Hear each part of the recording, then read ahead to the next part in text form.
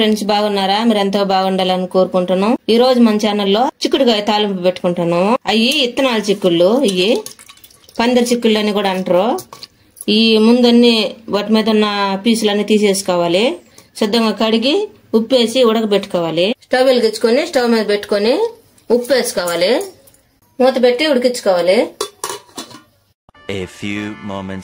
చిక్కుడుకాయలు ఉడికినాయో లేదో చూద్దాం. ఉడికిని స్టవ్ ఆఫ్ వేసుకొని పక్కన పెట్టుకోవాలి. ఈ విధంగా ఉడికించుకోవాలి.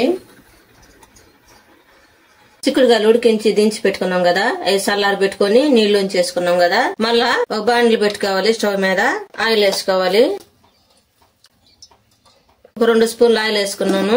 ఆయిల్ బాగా వేడైన తర్వాత తాలింపు గింజలు వేసుకోవాలి. 1 స్పూన్ జీలకర్ర కూడా వేసుకోవాలి. 2 ఎండు మిరపకాయలు తుంచేసుకోవాలి. 2 రెమ్మల కరివేపాకు తుంచేసుకోవాలి.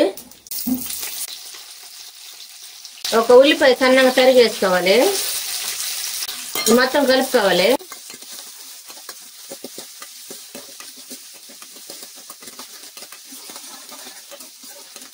తాలింపు బాగా వేగిన తర్వాత ముందు ఉడకబెట్టుకున్న చిక్కుడుకాయలు వేసుకోవాలి.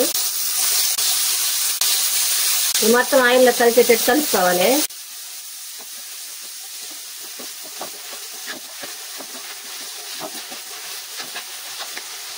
ఒక స్పూన్ పసుపు వేసుకోవాలి.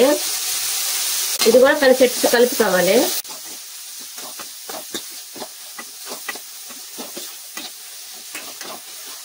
ఒక స్పూన్ కారం వేసుకోవాలి.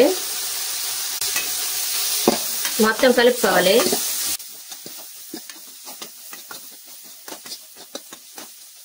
ఇప్పుడు స్టవ్ ఆఫ్ వేసుకోవాలి.